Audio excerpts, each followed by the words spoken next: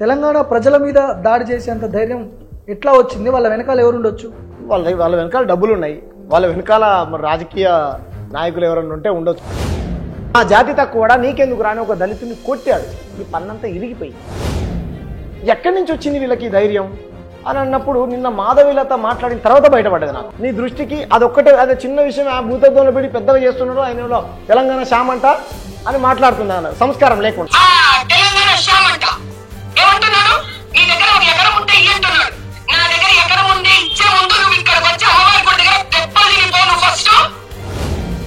ఆమె రాజకీయాల నాకు సంబంధం లేదు, నేను ధర్మం కోసం పోరాటం చేస్తున్నాడు అటువంటి ఆమె కాంగ్రెస్ పార్టీని ఎందుకు టార్గెట్ చేయాలి, కమ్యూనిస్టులు ఎందుకు టార్గెట్ చేయాలని నాకు అర్థం కాదు.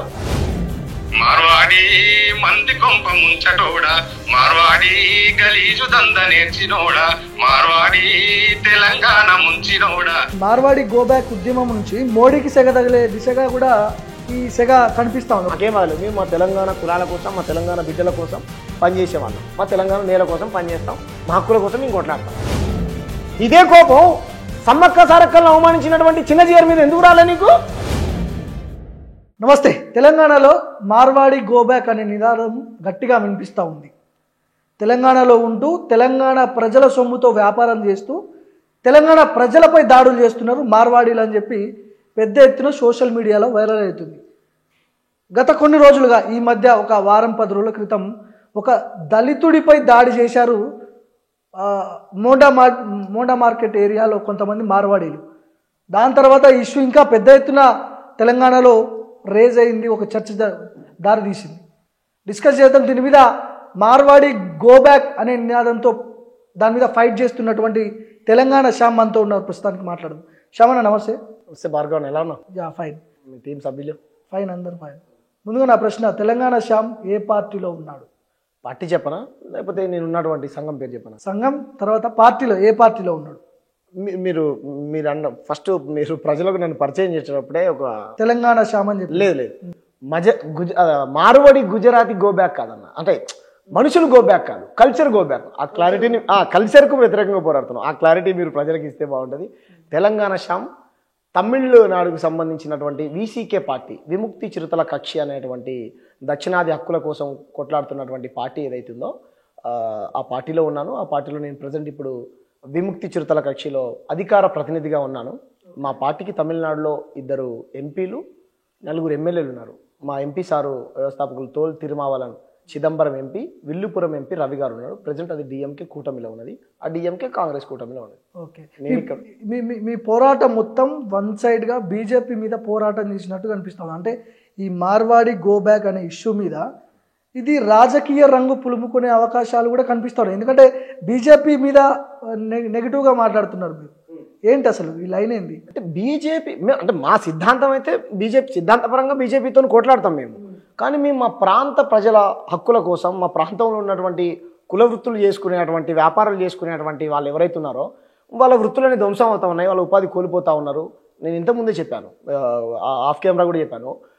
స్వర్ణకారులు 10 ఏళ్ల కాలంలో 20 మంది ఈ బంగారం తయారు చేసేటువంటి ఏదైతే ఉంటుందో అది తాగి 20 మంది చచ్చిపోయారన్న మహబూబ్నగర్ జిల్లాలో. మా నాగర్ కర్నూలు జిల్లాలో కోమటోళ్ళందరూ ఈ మార్వాడి వాళ్ళు షాపులు పెట్టుకోవడం వల్ల మాకు ఉపాధి లేకుండా పోతుందని రోడ్లెక్కి పోరాటం చేశారు. పంచవృత్తులు మన తూప్రాన్లో రోడ్లెక్కి ఉలిబాడిసే దెబ్బ, ఉలిబాడిస అంటాం కదా మనం, చెప్తాం చూడు బాడిస, పంచవృత్తులు ఉంటారు, ఉలిబాడిసే దెబ్బ అని చెప్పేసి వాళ్ళు ఒక పెద్ద యుద్ధాన్ని ప్రకటించారు. సో ఇట్లా రకరకాల కులాలు, చేనేత కార్మికులు, ఈ పంచవృత్తులు, కోమటి వాళ్ళు, అన్ని కులాల వాళ్ళు, ఆఖరికి చెప్పులు కుట్టుకునేటువంటి వాళ్ళు కూడా రోడ్డు మీద చెప్పులు కుట్టాల్సినటువంటి వృత్తి మాది, చెప్పుల కంపెనీ పెట్టుకోవాల్సినటువంటి హక్కు మాకుంటుంది. మార్వాడి కంపెనీ పెట్టుకున్నాడు, చెప్పులు కుడుతున్న మమ్మల్ని నీచంగా చూస్తున్నారు, వాడిని మాత్రం చాలా పటేల్ అని వాడిని గౌరవిస్తూ ఉన్నారు అనేటువంటి, అంటే దాన్ని కూడా కబ్జా చేసేశారు. ప్రతి రంగం, ట్యూబ్ లైట్ దుకాణం వాళ్ళదే, పెయింట్ దుకాణం వాళ్ళదే, బంగారం దుకాణం వాళ్ళదే, వెండి దుకాణం వాళ్ళదే, జనరల్ కిరాణం స్టోర్ వాళ్ళదే, అన్ని షాపులు వాళ్ళే అన్న. నేనేమంటున్నా, మీరు అన్నట్టు రాజకీయం ఏదో అన్నారు ఇంతకుముందు, ఈ కులాలన్నీ ఎవరన్నా తెలంగాణ ప్రజలు కాదా? నిజంగా ఆ పార్టీకి మీరైతే మేము బీజేపీని అపోజ్ చేస్తున్నాం అని అంటున్నారు కదా భార్గవ్ అన్న, ఆ పార్టీకి ప్రేమ ఉంటే ఈ కులాల గురించి పట్టించుకోమను, వీళ్ళ రోదనని వినమను, మేము వాళ్ళనే ఉండమను. మన మోండా మార్కెట్లో జరిగినటువంటి ఇష్యూ, దళితుడిపై దాడి చేశారు, లేకపోతే కులం పేరుతో దూషించారు అనే ఇది వచ్చింది. అట్లాంటి సంఘటన జరిగిందా? జరిగితే అంత ధైర్యంగా వాళ్ళు ఈ తెలంగాణలో పాతుకొని పోయి తెలంగాణ ప్రజల మీద దాడి చేసేంత ధైర్యం ఎట్లా వచ్చింది? వాళ్ళ వెనకాల ఎవరు ఉండొచ్చు? ఇక వాళ్ళ వెనకాల ఎవరు ఉంటారు? వాళ్ళ వెనకాల డబ్బులు ఉన్నాయి. వాళ్ళ వెనకాల రాజకీయ నాయకులు ఎవరైనా ఉంటే ఉండొచ్చు. నార్త్కు సంబంధించిన వాళ్ళు ఎవరైనా, గుజరాతీ వాళ్ళు, మా రాజస్థాన్ వాళ్ళు, ఇంకెవరైనా పెద్ద పెద్ద మార్వాడి సీట్లు ఏమన్నా ఉంటే ఉండొచ్చేమో. నేనేమంటున్నానంటే ఎవరున్నా సరే తెలంగాణ సమాజం ఎవరికి భయపడదు. తెలంగాణ సమాజం ఒక నైజాం అలాంటిది, ప్రజల యొక్క నైజాం నాడి అలాంటిది. దొరలకు, భూస్వాములకు, బాంచేన్ దొర అన్నటువంటి బతుకుల వ్యతిరేకంగా బందూకులు ఎత్తుకొని కొట్లాడినటువంటి వాళ్ళు. అక్కడ జరిగినటువంటి విషయం ఏంటంటే, చిన్న గల్లీ ఉంటుంది అన్న, మీరు వెళ్ళి మీ కెమెరాస్ తీసుకొని చూడండి ఎప్పుడైనా. మోండా మార్కెట్ గల్లీలో 2 బండ్లే పట్టవు. అట్లాంటిది ఎస్కే జ్యువెలరీస్కు సంబంధించినటువంటి ఎవరైతే ఆ వ్యాపారస్తుంటారో కారు పెట్టుకొని ఉన్నాడు. కారు పెట్టుకొని ఉండి పబ్లిక్ రాకపోకలకు ఇబ్బంది కలుగుతూ ఉంటాయి. అదేంటి బ్రదర్, ఇది రోడ్ అనేది పబ్లిక్ డొమైన్లో, అంటే పబ్లిక్ ప్రాపర్టీ కదా, తీసి కొంచెం పక్కన పెడితే బాగుంటుంది అంటే, తేరేకు కైకూరే కంజాత్ అంటే హిందీ భాష, జాతి తక్కువ కూడా నీకెందుకు రాని ఒక దళితుని కొట్టాడు. ఈ పన్నంతా ఇరిగిపోయింది. దాని పేరు సాయి కిరణ్. అట్రాసిటీ కేసు కూడా అయింది 6 మీద. ఆ మార్వాడి గుంపంతా, ఈ బ్యాచ్ మొత్తం వచ్చేసి ఆ పిల్లాన్ని కొట్టారు. ఆపరానికి వచ్చినటువంటి ఒక ముదరాజుని, అడగడానికి వచ్చినటువంటి ఒక ఆరకటికని, పాలమ్ముకునేటువంటి ఆయనను, మొత్తం ముగ్గురిని మార్వాడి గుంపంతా కలిసి కొట్టారు.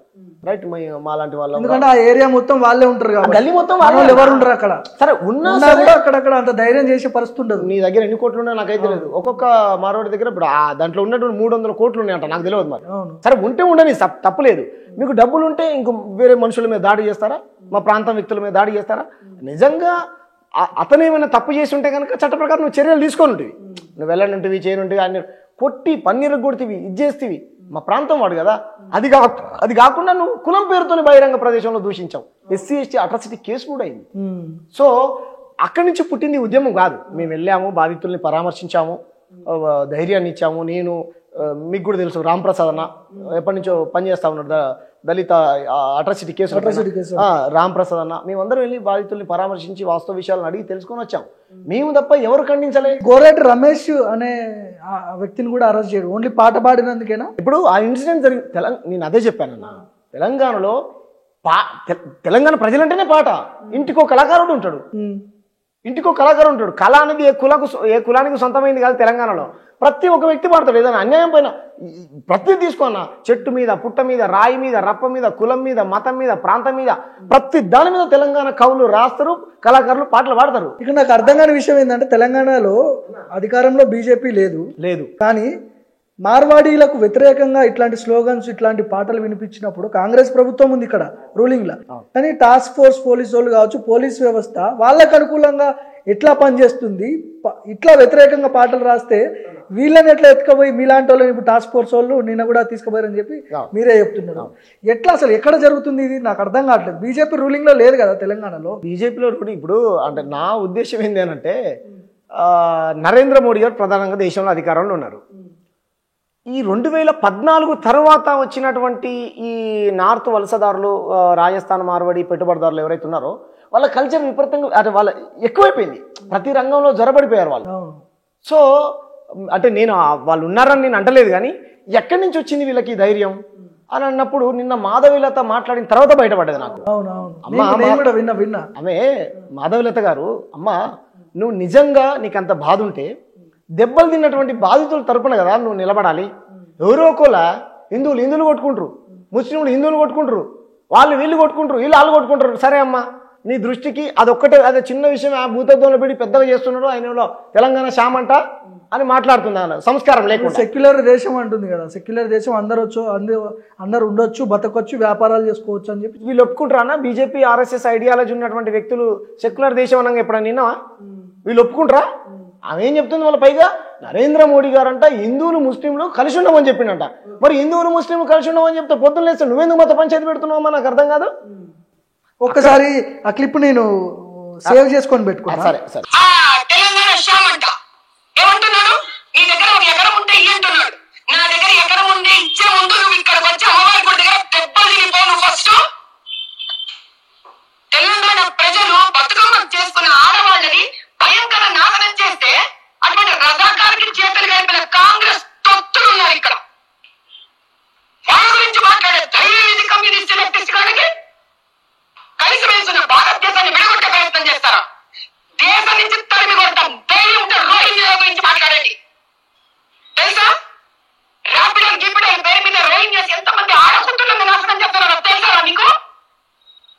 అది మాట్లాడే ధైర్యం దమ్ము లేదు కానీ మీకు. ఈ రోజు పురాణ బస్తీలో హిందువులు కూడా ధైర్యంగా ఉన్నారంటే వీళ్ళతో పార్టీ కలిసి పోరాడుతున్న మార్వాడీల వల్ల కూడా.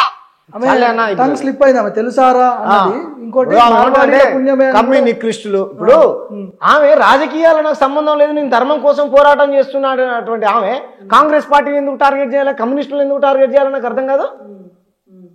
అంటే అక్కడనే నీ రాజకీయ ప్రయోజనం అర్థమవుతుంది కదా.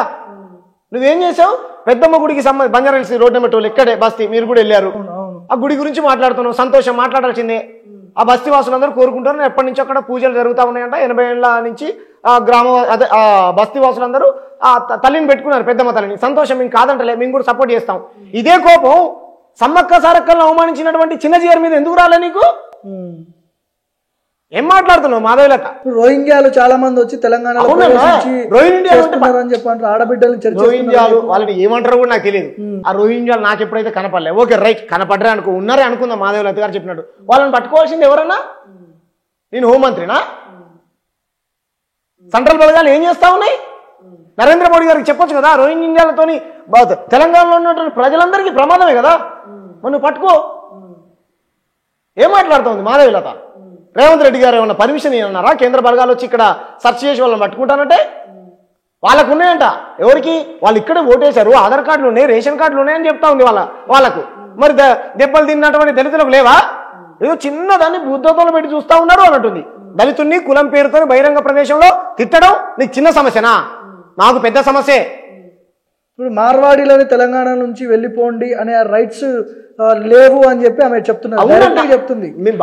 సెక్యులర్ దేశం, ఇక్కడ అందరు బతారు, తెలంగాణ శ్యామ్ ఎవరు, ఇక్కడ నుంచి మేమే మద్దతుగా వాళ్ళకి మద్దతు. ఆమె ఎవరన్నా? ఫస్ట్ ఆఫ్ ఆల్ ఆమె ఎవరు భార్గవ్ అన్న? నువ్వు కూడా తెలంగాణ ఉద్యమంలో ఉన్నావు, ఈ నేల మీద పుట్టినోడివే కదా. ఎంతమంది విద్యార్థులు ప్రాణ త్యాగాలు చేశారు ఈ నేల కోసం? ఈ నేల మీద పుడితే ఈ నేల కోసం మాట్లాడాలి నువ్వు. స్వర్ణకారులు ఆత్మహత్యలు చేసుకున్నారు 20 మంది, వాళ్ళ గురించి మాట్లాడు. తెలంగాణ బిడ్డలుగా స్వర్ణకారులు హిందువులు కాదా? వైశ్యులు హిందువులు కాదా? పద్మశాలులు హిందువులు కాదా? వాళ్ళ గురించి మాట్లాడమ్మా. ఎందుకు మాట్లాడదు ఈమె? ఓకే, ఇప్పుడు ఈ పాట గోరెడ్డి రమేష్ పాట పాడినందుకు ఆయన్ని అరెస్ట్ చేసి తీసుకుపోయారు. ఆ పాట కూడా డిలీట్ చేయించారు అనుకుంటా. అదే అన్న, వాళ్ళంటే అది పెట్టగానే కొన్ని లక్షల మందికి రీచ్ అయిపోయింది. ఇప్పుడు ఏదైనా కమెంట్స్ కూడా చాలా నెగిటివ్ వచ్చినాయి, వాళ్ళకి వచ్చినాయి కదా. దాంట్లో ఇప్పుడు రమేష్ 5 లక్షల మంది ఇంటికి పోయి తయారు చేసిండా? తయారు చేయలేదు. నేను పోయి, మీరు ఇప్పుడు మన పీడమర్తి రవణ్ణి కూడా మీరే ఇంటర్వ్యూ చేశారు. మన ఛానల్ 1 మిలియన్ పోయింది. భార్గవ్ మాట్లాడుతున్నా నేను, నా ఛానల్ ని చూడండి అని అందరికి చెప్పిన భార్గవ్ ప్రజల నుంచి ఉంది కదా. ప్రతి గ్రామంలో జొరబడిపోయారు, మా అస్తిత్వాన్ని దెబ్బతీస్తా ఉన్నారు, మా వ్యాపారాలను దెబ్బతీస్తా ఉన్నారని తెలంగాణలో ఉన్నటువంటి వ్యాపారులు అందరూ రోడ్లు ఎక్కుతా ఉన్నారన్నా. మొబైల్ షాపులు పెట్టుకుని, ఆఖరికి ఫ్లిప్కార్ట్ వాళ్ళదే, రకరకాల ఏమంటారు మన దాదూస్ వాళ్ళదే, హల్దీరామ్ వాళ్ళదే, బింగోలేస్ వాళ్ళదే, ఢిల్లీ మిఠాయి వాళ్ళదే, ప్రతి ఒక్క దుకాణం వాళ్ళదే. మేము కాదని అంటలేదన్నా. మీరన్నట్టు ఎవరో చెప్పారు పెద్ద మనిషి ఇందాక, ఆర్టికల్ 19(1) ప్రకారం ఎవరు ఎక్కడైనా బతకొచ్చు అనంట. రైట్, బతకమనండి బ్రదర్, మేము వద్దంటలే. మా తెలంగాణ ఉద్యమం ఎందుకు జరిగిందో తెలుసా? మా ప్రాంత ప్రజలకు నీళ్లు, మా నీళ్లు మాకే కావాలని, మా నిధులు మాకే కావాలని, మా నియామకాలు మాకే కావాలని జరిగింది. అంత మాత్రాన ఆంధ్ర మనుషుల్ని వెళ్ళిపోమని మేము అనలే. లగడపాటి గారు మీరు ఇక్కడ పెట్టుకున్నారు, మా ప్రాంత బిడ్డలకు ఉద్యోగ ఉపాధి అవకాశాలు కల్పించండి మీరు పెట్టుకున్నటువంటి కంపెనీలలో అన్నాం కదా. అది కదా మా వాదన. ఎస్, కోపంలో కొట్టినప్పుడు ఎవడ్రా నువ్వు మా దళిత బిడ్డను కొడతావా, గో బ్యాక్ అన్నటువంటి వాస్తవం. కానీ మోండా మార్కెట్ నుంచి పుట్టింది కాదన్న ఈ ఉద్యమం, అంతకుముందు ఎప్పటి నుంచో. ఇక్కడ ఒక క్లారిటీ రావాల్సిన అవసరం ఉంది. మార్వాడి గోబ్యాక్ అంటున్నారు. మార్వాడి గోబ్యాక్ అంటే మార్వాడికి సంబంధించి ఇప్పుడు వాళ్ళందరినీ తెలంగాణ నుంచి బయటకు వెళ్ళిపోమంటారా, ఓన్లీ కల్చర్ని వెళ్ళిపోమంటారా? వాళ్ళు ఉంటే ఖచ్చితంగా కల్చర్ ఉంటుంది. వాళ్ళు ఉంచుకొని కల్చర్ని గోబ్యాక్ అంటే అది సాధ్యం కాని పని కదా. మేము మనుషుల్ని వెళ్ళిపోమంటలే అన్న. ఇప్పటికి కూడా మీ ఛానల్ వేదికగా మార్వాడీలకు మా పట్ల ఏమైనా కోపం ఉంటే గనక మీ ఛానల్ వేదికగా చెప్తా ఉన్నాం. మేము మనుషుల పట్ల మాకు ఎటువంటి వ్యక్తిగతమైన కోపం లేదన్న. మా నేల కొన్ని వందల మంది విద్యార్థులు ప్రాణత్యాగం చేస్తే వచ్చినటువంటి నేల కాబట్టి కొట్లాడిన తెలంగాణ రానున్నటువంటి రోజుల్లో తెలంగాణ కాస్త రాజస్థాన్ గా మారుతాయో అని భయం అవుతుంది మాకు. కాబట్టి మేమేమంటున్నాం అంటే ఇక్కడ ఉన్నటువంటి కల్చర్ని మీరు గౌరవించండి, మీ కల్చర్ని మీరు ప్రేమించుకోండి. ఇక్కడ మీరు పెట్టుబడులు పెట్టుకుంటే పెట్టుకోండి, కంపెనీలు పెడితే పెట్టుకోండి, మా బిడ్డలకు 80% ఉద్యోగ ఉపాధి అవకాశాలు కల్పించండి, మీరు వ్యాపారం చేసుకోండి, మేము కాదని అంటలే. అంతేగాని మీరు పోయి చూడండి వాళ్ళ కంపెనీలలో ఒక్కళ్ళు కూడా తెలుగు వాళ్ళు ఉండరు, మొత్తం వాళ్ళకి మొత్తం సంబంధించి వాళ్ళే ఉంటారు, 90% వాళ్ళే ఉంటారు. నేను ఒక మిత్రుడు నాకు ఫోన్ చేశాడు, ఎవడో ఓ గుండా ఏదో చెప్పాడు, మీరు విన్నట్టున్నారు అది కాల్ రికార్డు. మార్వాడికి సంబంధించి మిమ్మల్ని తిట్టరు కదా. గుండా నన్ను తిట్టాడు. సరే తిట్టాలి, చాలా మంది తిడతా ఉంటారు, కానీ ఎంతమంది నీ దగ్గర పని చేస్తున్నారా చెప్పరా బాబు అంటే 10 మంది లేరని చెప్పి లెక్కలు తీరా బాబు అంటే లేదని అంటారు. ఎంత దుర్మార్గం అంటే, నా ప్రాంతానికి వస్తావు, ఇక్కడే బతుకుతావు, ఇక్కడే తింటావు, ఇక్కడ ప్రజలు ఉన్నటువంటి డబ్బులతోని రెవెన్యూ కూడా కట్టుకుంటావు, నా భాష మీద వాడు చూడు ఏం మాట్లాడతాడు, నువ్వు తెలుగు కాదురా మాట్లాడాల్సింది, హిందీ మాట్లాడంటుండు. అవును, నువ్వు వాడేవాడనా నాకు చెప్పడానికి నాకు అర్థం కాదు. చూడు ఎంత దుర్మార్గం. మళ్ళీ పైగా ఏం చేస్తున్నంట, ఇక్కడి ప్రజలకు డబ్బులు ఇస్తున్నంట, నేను చాలా సేవ చేస్తున్నా, ఇన్ని పైసలు ఇస్తున్నా అంటాడు. అంటే నా దగ్గరికి బతుకు తెరువుకు వచ్చి నా దగ్గర ప్రజలు కట్టినటువంటి పన్నులతోని ఏమంటారు వ్యాపారాలు పెట్టుకొని నా ప్రజలు కొన్నటువంటి వస్తువులు మీ దగ్గర కొంటే డబ్బులు సంపాదించుకొని మాకే పైసలు ఇస్తున్నంట. మన ప్రాంతంలో మనమే మన దగ్గర బిచ్చగానిలాగా అయిపోతున్నాం. ఇప్పుడు వాళ్ళు వ్యాపారం చేసేటప్పుడు ఓన్లీ క్యాష్ మాత్రమే తీసుకుంటారు, వాళ్ళు ఆన్లైన్ ట్రాన్సాక్షన్ చేయరు. ఏంటి దీని వెనక ఉన్న రహస్యం ఏంటి అసలు? ఇప్పుడు నా దగ్గర అయితే పిడమర్తి రవాణా దగ్గర లెక్కలు ఉన్నాయి, ట్యాక్స్లు ఎగ్గొట్టడానికి వాళ్ళు స్టేట్ జిఎస్టీలు కట్టరంట, సెంట్రల్ జిఎస్టీలు కట్టాలంట. నరేంద్ర మోడీ గారు ఏమో డిజిటల్ పేమెంట్లు చేయమని ఆయన చెప్పాడు, వీళ్ళేమో లిక్విడ్ క్యాష్లు తీసుకుంటారు. ఓకేనా, నిజంగా వీళ్ళ దగ్గర టాస్క్ ఫోర్స్ పోలీసు వాళ్ళు ఉంటే కనుక ఇన్స్పెక్టర్స్ సెర్చ్ చేయాలి. ఆ గుజరాత్ గల్లీ కోటిలో ఉన్నాయి కదా, ఆ హ్యాబిట్స్ గల్లీ మొత్తం వాళ్ళ దుకాణాల్లో చేయాలి. నాకు కూడా తెలియదు, కానీ నకిలీ వస్తువులు అమ్ముతున్నారంట. మహబూబాబాద్ లో నకిలీ పైపులు అమ్ముతుంటే వీడియోలు కూడా బయటకు వచ్చాయి, మీరు చూసారు. నకిలీ పైపులు అమ్ముతున్నారు వచ్చాయి, నంద్యాలలో నకిలీ చార్జర్లు ఫోన్లు అమ్ముతున్నారని ఉద్యమం మొదలైంది. అన్ని నకిలీ వస్తువులు అమ్ముతున్నారని ఇది అయిపోయింది. వీళ్ళు ఎక్కడ పరివర్తనవాదులు నాకు అర్థం కాదు. కాబట్టి మేము ఇచ్చేయట్లేదు భార్గవన్న, మాధవిలత గారు లాంటి వాళ్ళు వాళ్ళ ఎలకాలు ఉంటే ఉండమనండి, నేను కాదనట్లే. నువ్వు గుజరాత్ వాళ్ళకు సపోర్ట్ చేసుకుంటా అంటే చేసుకో, మాకేం వదలేదు. మేము మా తెలంగాణ కులాల కోసం, మా తెలంగాణ బిడ్డల కోసం పనిచేసే వాళ్ళం, మా తెలంగాణ నేల కోసం పనిచేస్తాం, మా హక్కుల కోసం మేము కొట్లాడతాం. ఓకే, అయితే గోరెడ్డి రమేష్ పాడిన పాట మీద చాలా మంది మాట్లాడుతున్నారు, ఎందుకంటే అది ఎక్కడికో పోతుంది. అంటే ఈ మార్వాడి గోబ్యాక్ ఉద్యమం నుంచి మోడీకి సెగ తగిలే దిశగా కూడా ఈ సెగ కనిపిస్తా ఉంది. ఒకసారి ఆ పాట కూడా నేను వినిపించే ప్రయత్నం చేస్తా. మార్వాడి మంది కొంప ముంచటోడా, మార్వాడి గలీజు దంద నేర్చినోడా, మార్వాడి తెలంగాణ ముంచినోడా, మార్వాడి బ్రిటిషోని వారసుడా, ఊరూరికి నీ గాడి బిజినెస్ లో నువ్వు కేడి, తెరిచినావు నువ్వు బోడి నీ కండ ఉండు మోడి, మార్వాడి మంది కొంప ముంచటోడా, మార్వాడి తెలంగాణ ముంచినోడా. ఇక్కడ చివరిలో నీ కండగా ఉండు మోడీ అని పాడింది. ఇప్పుడు ఒక్కొక్క రచయితకు వెనక మోడీ ఉన్నాడా బీజేపీ ఉన్నదా అనే లైన్ క్లియర్ గా అనిపిస్తుంది. ఇప్పుడు రాసినటువంటి రచయితకు ఉన్నటువంటి అభిప్రాయం అది ఉండొచ్చు, కల ఉంటే నేను ఇంతకుముందు స్టార్టింగ్ లోనే చెప్పాను, విదేశీ వస్తువులని బహిష్కరించండి, స్వదేశీ వస్తువులనే కొనమని చెప్పారు నరేంద్ర మోడీ గారు. స్వదేశీ అంటే ఎవరి దగ్గర కొనాలి? తెలంగాణ కౌంటర్ల దగ్గర కొనమని చెప్తున్నాడా? చెప్పాడా? తెలంగాణలో కౌంటర్లు దగ్గరనే తెలంగాణ ప్రజలు కొనండి, తెలంగాణ పద్మశాలీల దగ్గర తెలంగాణ ప్రజలు కొనండి, తెలంగాణ స్వర్ణకారుల దగ్గర తెలంగాణ ప్రజలు కొనండి అని చెప్తే ఇది స్వదేశీ అవుతుంది. నేను ఒక లాజిక్ చెప్తానన్నా, నీ ఇల్లు ముఖ్యమా నీ గ్రామం ముఖ్యమా అంటే ఏమంటావు? ఇల్లు ముఖ్యం, ఇల్లే ముఖ్యం. నీ గ్రామం ముఖ్యమా నీ మండలం ముఖ్యమా అంటే ఏమంటావు? నీ మండలమే ముఖ్యం. నీ మండలం ముఖ్యమా నీ జిల్లా ముఖ్యమా అంటే నీ జిల్లానే ముఖ్యం. నీ జిల్లా ముఖ్యమా నీ రాష్ట్రం ముఖ్యం అంటే నీ రాష్ట్రమే ముఖ్యం. రైట్, నాకు నా రాష్ట్ర ప్రయోజనాలే ముఖ్యం. ఇప్పుడు మహారాష్ట్ర, రాజస్థాన్, గుజరాత్ మన దేశంలోనే ఉన్నాయి కదా, స్వదేశీ వస్తువులు అనుకుంటారు కదా. ఓకే, మరి అంత దేశమే అన్న. వీళ్ళు దేశీయ ఏమంటారు, జాతీయవాదం మాట్లాడేటువంటి వ్యక్తులు జాతీయవాదం మాట్లాడుతారు, ఎవరు ఎక్కడైనా బతకొచ్చు అంటారు. మరి ఇన్ని రాష్ట్రాలకు ఎందుకున్నది ఈ దేశం? అధికార వికేంద్రీకరణే కదా, మన భూమ మనం తినాలని కదా. మనకు రాష్ట్రం ఎందుకు విడిపోయింది చెప్పు భార్గవన్న? అదే నిధులు, నీళ్లు, నియామకాలు మన కోసం మనకి రావాల్సినవి మనకు రావాలి, పక్కలు దోచుకొని పోవద్దనే కదా. అరే మీరు వచ్చి ఇది రాజస్థానా తెలంగాణనా? ఆయన నిన్న ఫోన్ చేశాడు నాకు, ఇన్నే పుట్టినా అన్నాడు. ఓ తెలంగాణ పాట పాడరా అంటే పాడడం రా, తెలుగే చక్కగా వస్తలేదు. ఇక్కడ నేను చెప్తున్నా, వీళ్ళు చెప్తారు కదా నా దేశంలో ఉండాలంటే వందే మాత్రం పాడాల్సిందే అని మొత్తుకుంటారు కదా వీళ్ళు. నా రాష్ట్రంలో ఉండాలంటే తెలంగాణ గీతం ఆడాల్సిందే, పాడమను. బతుకమ్మ పాట పాడాల్సిందే, ఆడాల్సిందే ఆ జులుం చేస్తే గనక. కానీ మేము అలా దబాయించట్లేదన్నా, ఎవరైనా ఎక్కడైనా బతకొచ్చు. వేరే దేశస్తులు కూడా మన దగ్గర బతుకుతున్నారన్నా.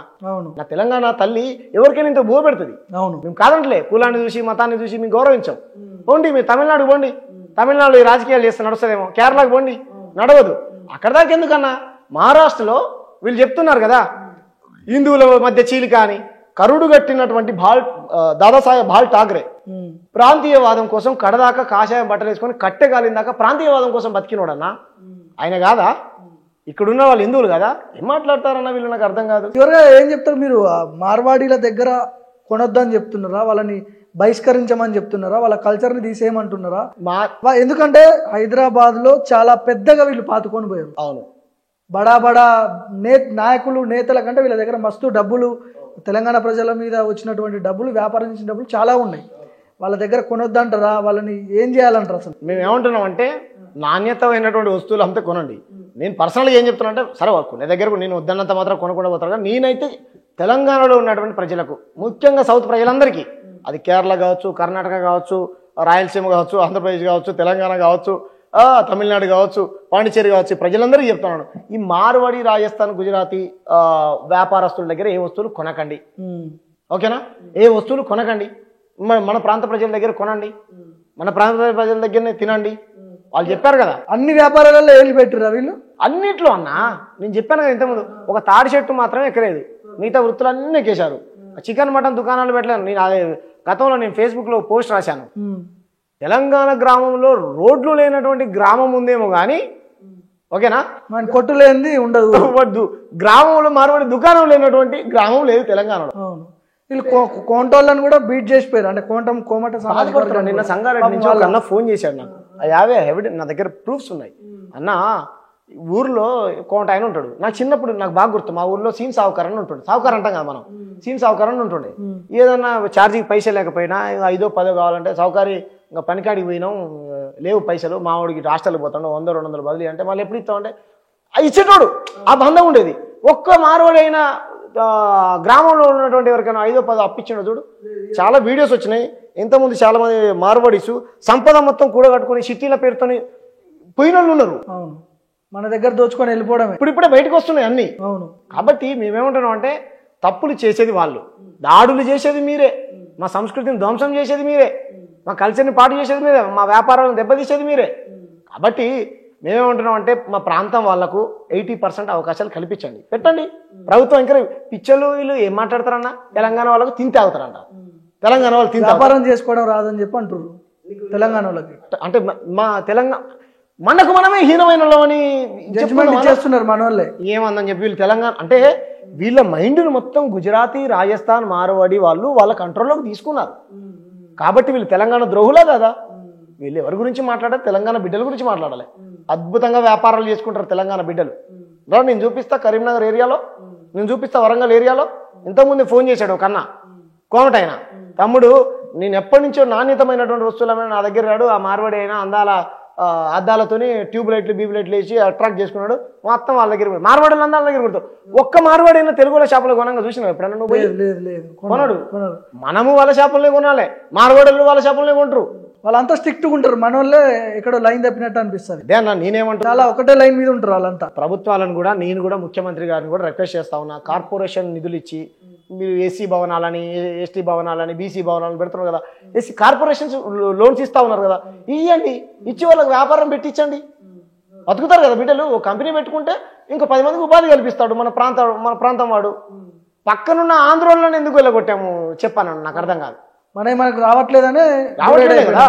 కాబట్టి మేము వ్యక్తుల్ని బొమ్మంటలేదన్న, మా ఇక్కడ ఉన్నటువంటి మా వీళ్ళతో కాదు, మా పంచాయతీ మాకు వ్యవస్థ మీద మాది అంత సాధ్యమవుతుంది అంటున్నారు. ఈ వ్యవస్థ అంతా ఇప్పుడు మీరు చెప్పినవన్నీ చాలా బలంగా పాతుకుపోయినాయి తెలంగాణలో.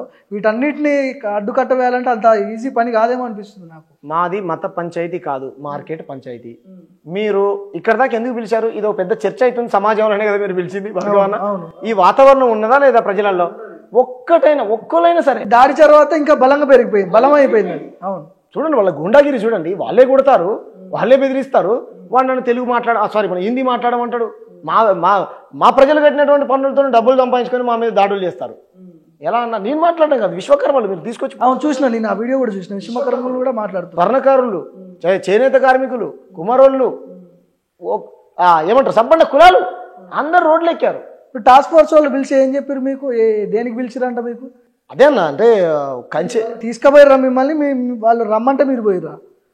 వాళ్ళు రమ్మన్నారు, వారం రోజుల నుంచి ప్రెజర్ చేశారు, రమ్మన్నారు. వస్తే నేను వెళ్ళాను, వాళ్ళతో పాటు వెళ్ళా, రామప్రసాద్తో పాటు తీసుకుని వెళ్ళా. ఇక అవన్నీ చెప్పకూడదు అన్న, ఒకటి చెప్పారు వాళ్ళు, నీ పోరాటం నువ్వు చేసుకో బ్రదర్, తప్పలేదు, బట్ మాకు కూడా కొన్ని గైడ్ లైన్స్ ఉంటాయి కదా, మీ కమ్యూనిటీ వ్యక్తిని కొట్టినటువంటి మాట వాస్తవం, మీ హృదయం గాయపడ్డది వాస్తవం, మీరు అలా మాట్లాడడం వాస్తవం, అంతా కాదంటలే, కానీ వాళ్ళు కొట్టారు కదా అని మీరు వెళ్ళి వాళ్ళని ఏమంటారు కొట్టడమో తిట్టడం లాంటివి చేయకండి, అలా చేయడం పద్ధతి, మేము అలా చేసేవాళ్ళం కాదు సార్, మేము చెలో మోండా మార్కెట్ అని పిలుపునిచ్చాం.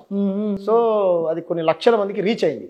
ఒక కాల్ ఇచ్చింది మీరేనా అంటే అవును సార్ కాల్ ఇచ్చింది మేమే, మా అన్ని కొట్టారు కాబట్టి మేము ఇచ్చాము, కొన్ని కారణాల చేత అది అయిపోయింది, బాగా వర్షం పడి ఇది అయిపోయింది, 100% మేము న్యాయ పోరాటం చేస్తాం సార్ అని చెప్తే సరే బ్రదర్, దానికి సంబంధించి డీటెయిల్స్, ఫోన్ నెంబరు, పుట్టిన ఊరు, పేరు, అడ్రస్, కులం, మతం, ప్రాంతం, ఎక్కడ ఉంటావు, ఏం చేస్తావు, ఎక్కడ పని చేస్తావు అని రాసి పంపించారని తప్ప వాళ్ళు ఏమన్నా సాఫ్ట్ గా చెప్పిరా? ఏం బెదిరియాలి వాళ్ళని ఎందుకు అనాలి, కానీ బెదిరించడం అయితే ఏమనలే, చెప్పారు మంచిగా చెప్పారు, నీ పోరాటాలు నువ్వు చేసుకో బ్రదర్, ఎవరైనా కూడా నీ హక్కుల కోసం నువ్వు ఓట్లాడుకోవచ్చు, నీ ప్రాంతం కోసం నీ గల వినిపించుకోవచ్చు, అంతే తప్ప జరిగిన మాట వాస్తవం, బట్ న్యాయ పోరాటం చేయండి, ఒక కమ్యూనిటీ మీదకి వెళ్ళకండి అని అన్నారు. మేము కూడా ఎవరి మీదకి వెళ్ళలేనా, దెబ్బలు తిన్నటువంటి వ్యక్తులు కూడా మమ్మల్ని కొట్టిన వాళ్ళు కొట్టకూడదు బ్రదర్, తప్పు అని చెప్పాము మేము ప్రతీకారం తీర్చుకోవాలనిపించే మేము అంటే న్యాయ పోరాటం అన్న, వాళ్ళని శిక్షించాలి, చట్టం శిక్షించాలి, నేను కాదు కదా శిక్షించేది. కాబట్టి ఒక గుండా ఎంత బూతు మాటలు మాట్లాడా, నేను ఎంత సంస్కారంగా మాట్లాడా, అటువంటి గుండాలు రోజు 20 మంది గుండాలు అట్లా ఫోన్లు చేసుడు, ఇదా వీళ్ళ సంస్కారం. చివరిగా చెప్పండి, ఎపిసోడ్ మొత్తానికి ఎండ్ కార్డు ఎప్పుడు పడుతుంది, మీరు అన్నది సాధ్యమవుతుందా లేదా? చాలా ఏండ్ల నుంచి మీరు మార్వాడి సంబంధించిన దాని మీద పోరాటం చేస్తున్నారు, తెలంగాణ శ్యామ్ అన్న ఈ పేరులోనే తెలంగాణ ఉంది. అవును, ఎప్పుడు ఎండ్ కార్డు పడుతుంది ఈ పంచాయతీకి, ఏం చేయాలి అసలు? ఒక్కటే అన్న, అంటే ఇప్పుడే మొదలైంది ఉద్యమం, నేను అప్పుడే మీకు ఆన్సర్ చెప్పలేను. పిడమర్తి రవణ, నేను, గోపీనాథ్ సారు, గాలి వినోద్ కుమార్ గారు, డాక్టర్ జిలకర సీనన్న, పృథ్వీరాజ్ అన్న, పాశమయాదగిరి అన్న, జయరాజ్ అన్న కూడా ఇంతకుముందు పోస్ట్ పెట్టాడు, జయరాజ్ అన్న, తెలంగాణ మేధావులందరూ, మన తెలంగాణ అసలు మనం ఈ తెలంగాణలో ఉన్నామా, రాజస్థాన్లో ఉన్నామా, సౌత్ ఇండియాలో ఉన్నామా, నార్త్ ఇండియాలో ఉన్నామా, ఏంది ఎక్కడ పడితే అక్కడ వీళ్ళే, అన్ని వ్యాపార రంగాలలో వీళ్ళే, అన్నింటిలో వీళ్ళు జ్వరపడిపోయారు. సరే జ్వరపడితే ఈ ప్రమాదాన్ని కనుక మనం పసిగట్టి అపోజ్ చేయకపోతే ఇంకా పెద్ద ఎత్తున పేలేటువంటి అవకాశం ఉంది. ఒక పెద్ద చర్చ జరుగుతుంది, మేము ప్రెస్ మీట్ పెట్టబోతా ఉన్నాం. దీని తర్వాత ఏంది అంటే ఇప్పుడే అవుతుందని నేను చెప్పలేనన్న. వ్యాపారం చేసుకునేటువంటి వ్యక్తులు ఎవరైతే ఉన్నారో వాళ్ళందరూ ముందుకు రావాలి, ఓకేనా? స్వర్ణకారులు ఎవరైతే ఉన్నారో వీళ్ళందరూ వాళ్ళు ఒకటి కమిటీ వేస్తా ఉన్నాం, మేము దక్షిణాది హక్కుల పరిరక్షణ వేదిక కమిటీ వేస్తా ఉన్నాం. ఆ కమిటీ అంతా చర్చించి ఇది చేస్తామన్నా, ప్రభుత్వం దృష్టికి తీసుకెళ్తామా. వాళ్ళ పట్ల మాకేం కోపం లేదు భార్గవన్న. ఓకే, వాళ్ళకు భద్రత నిజంగా మీకు అంత భయం అయితే, మాతోని భయం అయితే మీరే కొట్టారు, మీరే ఇప్పుడు పన్నీర కొట్టారు, ఇంకొన్ని శివబాల కొట్టారు, మీరే కొట్టి మాకు రక్షణ లేదంటున్నారు. ఎంత ఇది చూడండి, విక్టిమ్ కార్డ్ ప్లే చేయాల్సింది మేము కదా. కాబట్టి మాధవీలత అనేటామే వాళ్ళ తరపున ఉంటుందా, బాధితుల తరపున, తెలంగాణ ప్రజల తరపున ఉంటుందా అనేది మీ ఛానల్ వేదికగా మీరే అడగండి. రైట్, థ్యాంక్ యూ అన్న, నమస్తే. Thank you Bhargav.